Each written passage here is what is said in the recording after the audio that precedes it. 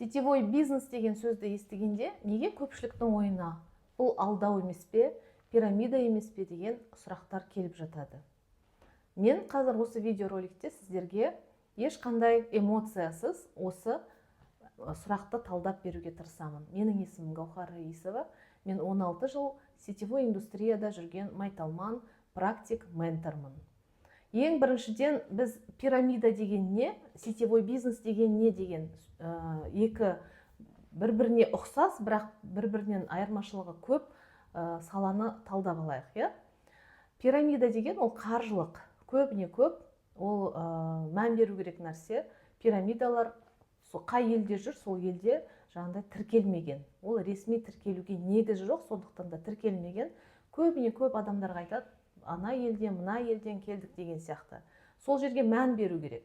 Сетевой бизнес ол міндетті түрде сол елге ресми түрде тіркелген болып шығады. Сетевая компаниялар ашық жұмыс жасайды. Ал пирамида ол тіркелмейді. Екіншіден, пирамидада ол өнім жоқ.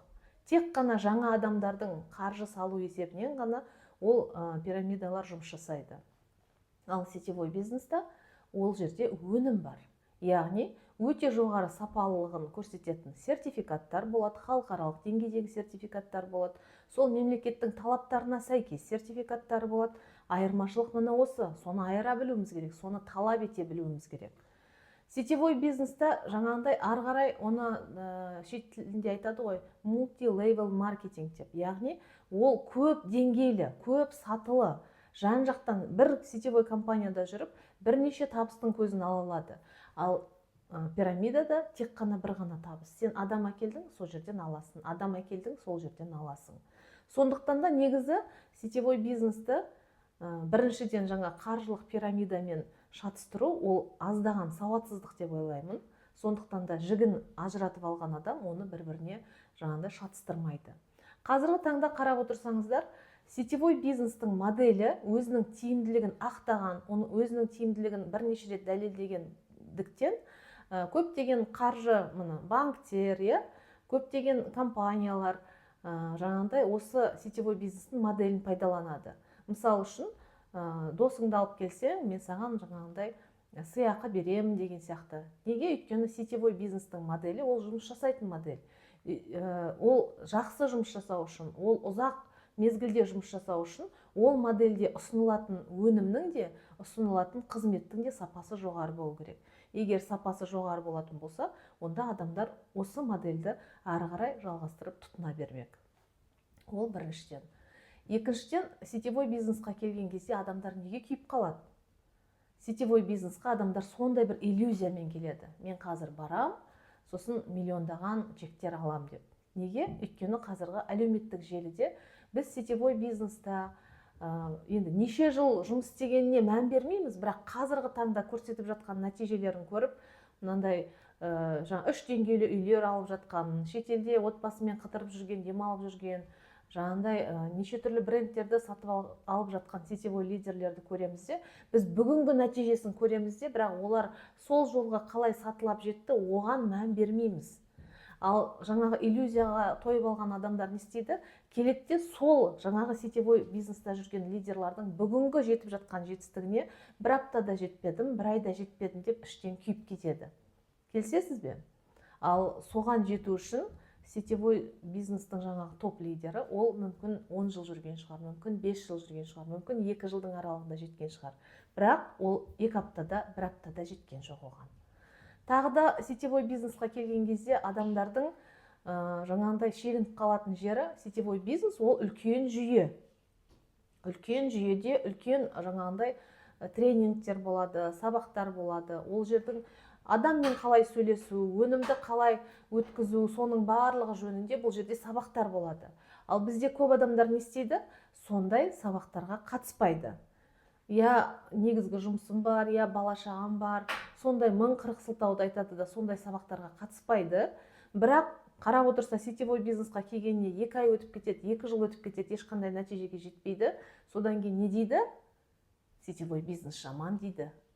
Мен соны жасамадым деп ешкім мойындай қоймайды. Біз не істейміз? Ойда жоқта, жоқ, ол сетевой бизнес жүрмейді екен, ол жаман екен дейміз. Ал бірақ қарап отырсаңыз, қаншама қазіргі таңда кризистер болып жатыр, иә, әлемде неше түрлі өзгерістер болып жатыр, бірақ сетевой бизнестан долларовый миллионерлер күнбе күн шығып жатыр.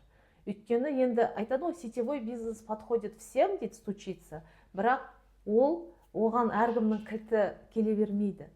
Сондықтан да сіз осы тақырыпты талдағаннан кейін сетевой бизнес туралы пікіріңіз қандай? Әлі де сол күйде қалдыңыз ба? Оны комментарийға сұрақтар түрінде жазып кетсеңіз болады. Мен сізге әрі қарай түсіндіруге дайынмын. Себебі 16 жылдың ішінде, мысалы үшін, мен сетте жұмыс жасап жүргенде, мен жұмыс істедім деп жүрдім. Осы жұмыс істегеннің арқасында мен командамен саяхатқа шықтым. Осы жұмыс жасағанның арқасында мен салоннан 2 рет автокөлік алдым. Осы жұмыс жасағанның арқасында менде ай сайын миллиондаған чектер болды. Ал егер де мен сетевой бизнесқа тіркеліп қойып үйде жататын болсам, соның бәрі менде болушы ма еді? Соған саналы түрде ақыл тоқтатқан адам ретінде қабылдап, соған дұрыс сұрақтар қоя білсеңіздер, міндетті түрде дұрыс жауап табасыздар. Сетевой бизнес шындығында ол үлкен табыстың көзі.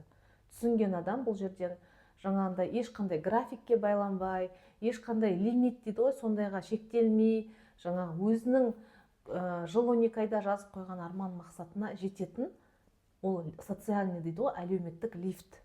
Басқа жұмыстарда сен қандай үлкен лауазым бар, оның өзіне жаңағындай 2-ның 1-і жете бермейді, иә? Ол есептеулі. Мысалы үшін, үлкен ұйымда, үлкен кәсіпорында 40 адам болатын болса, жаңағындай лауазым біреу ғана. Ал сетевой бизнеста үлкен статус, ол бәрі үшін ашық. Кім келді, бірінші күннен бастап дұрыстап жұмыс істеп жететін болса, ол жаңағындай бір компанияда бірақ бриллиант немесе бірақ амбассадор болсын деген бұл жерде шектеу жоқ. Және де сетевой бизнесті сіз негізгі жұмысыңыз, негізгі кәсібіңіз, немесе бала-шағамен үйде отырған адам болып, негізгі уақытыңыз соған кетіп жатса, дұрыстап 3-4 сағат уақыт бөлетін болсаңыз, сетевой бизнесте сіз де үлкен нәтижелерге жетесіз. Оны мен сіздерге нәтижеге жеткен адам ретінде айтып отырмын. Сұрақтарыңыз қалған болса, жазып кетіңіз, міндетті түрде комментарийда талдаймыз.